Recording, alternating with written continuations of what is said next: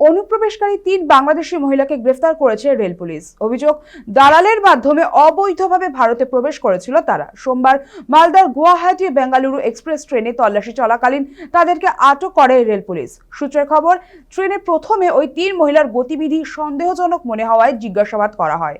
এরপর জেরায় তারা জানায়, কাজের খোঁজে সিলেট সীমান্ত পেরিয়ে ভারতে ঢুকেছিল এবং বেঙ্গালুরু যাচ্ছিল কাজের উদ্দেশ্যে। আরও জানা গিয়েছে, ধৃতদের বাড়ি বাংলাদেশের ময়মনসিংহ জেলা এলাকায়। রেল পুলিশের পক্ষ থেকে জানানো হয়েছে, আপাতত পুরো ঘটনার তদন্ত শুরু হয়েছে। পাশাপাশি ধৃতদের বিরুদ্ধে আইনানুগ পদক্ষেপও নেওয়া হয়েছে।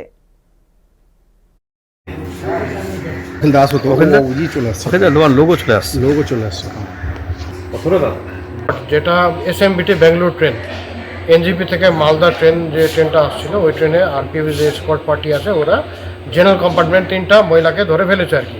তাদেরকে জিজ্ঞাসাবাদ করার সময় ওরা বুঝতে পারছে যে ওদের বাড়ি হচ্ছে বাংলাদেশ।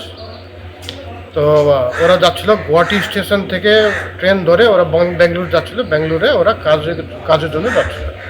বলছে যে ওরা আসাম বাংলাদেশ বর্ডার পার হয়ে চলে আসছে। এদের বাংলাদেশে কোথায় বাড়ি বাকি? এরা বলছে যে ময়মনসিংহ বলে একটা জেলা আছে বাংলাদেশে, ওখানে ওদের বাড়ি।